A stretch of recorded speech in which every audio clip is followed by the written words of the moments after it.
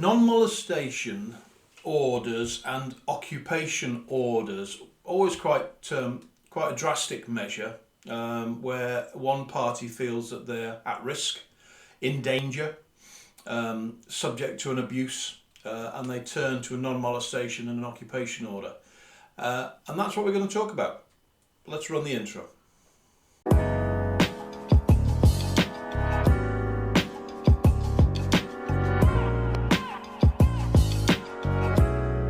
A non-molestation order is sometimes commonly known as a restraining order. It is an order issued by the court against one party whereby they cannot approach you, they cannot insult you, they cannot put comments about you on social media, they cannot get other people to do that on their behalf. They generally are instructed under court direction to leave you alone. The occupation order goes one step further than that, because the occupation order is only in place between two parties who are living together. Because an occupation order stops one party from coming near a property or indeed staying resident in a property. So the non-molestation order blocks them from coming within 100 metres of you, for argument's sake. The occupation order removes them from the family home if we've got two partners where one of them is being abusive. And prevents them from returning to that home.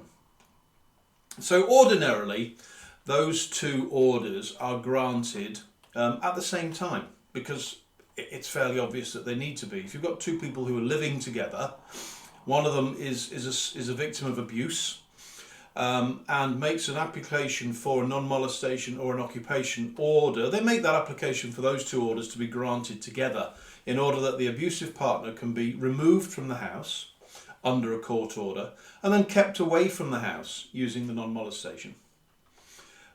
The reason I say that is because very recently I've had a case come across my desk where a lady came to see us. She'd been married for a long time, and for a large percentage of those years her husband had been abusive. So she reached a point where she had summoned up the courage in order to try and do something about it. She came to see us, and under our advice we made an application for a non-molestation and an occupation order. My view, and I will be perfectly honest, my view was that both orders would be granted without issue. My view is that both orders would be granted ex parte, which means that the abuser would not be aware that those orders were being granted until such times as a bailiff knocked on the door, handed in the orders and instructed him to leave.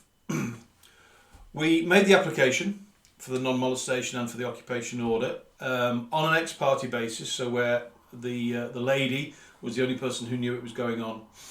And after a couple of days, because we made it on an emergency basis, after a couple of days the court instructed us to attend a hearing, which we did.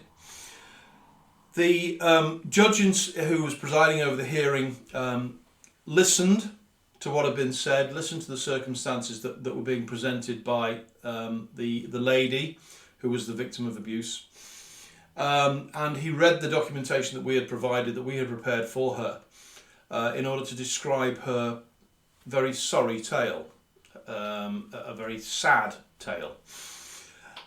And then the judge made a decision which I was horrified by. I'll be perfectly honest, I was horrified by the decision. The decision made by the judge was that he would grant the non-molestation order.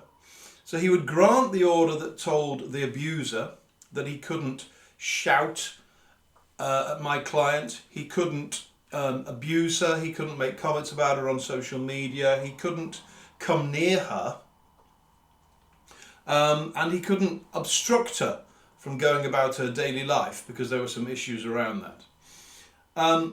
But he wasn't prepared to grant the occupation order without the abuser having opportunity to defend himself. So what we were presented with was a situation whereby a lady who had been a victim of abuse for decades was about to go home, back to her house, in order to wait patiently for a bailiff to knock on her door, issue her husband with a non-molestation order telling him that he could not shout at her anymore. He could not go near her anymore.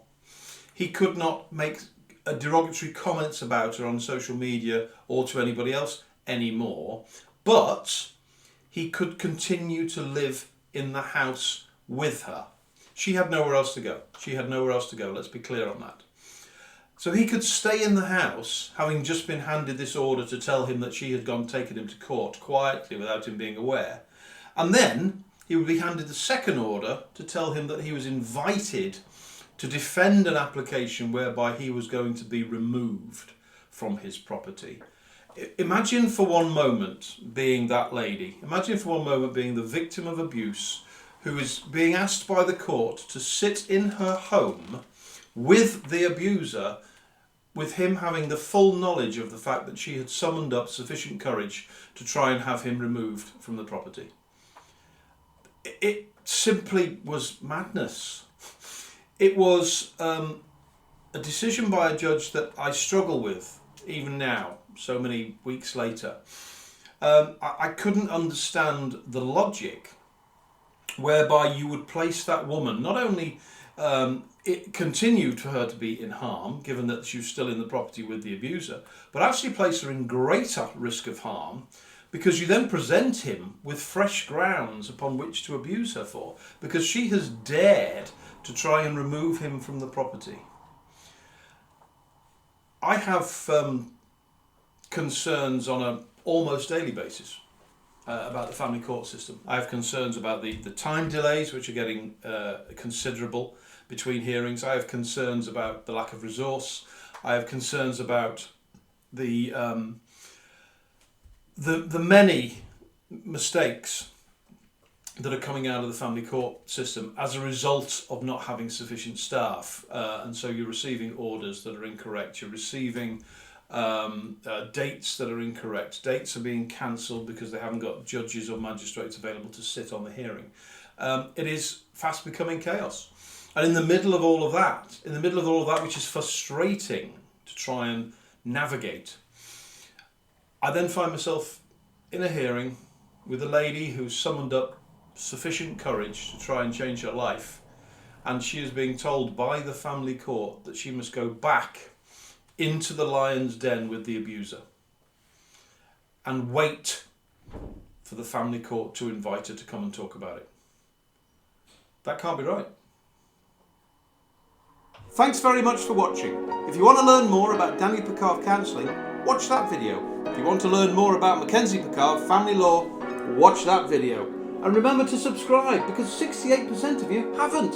See you next time.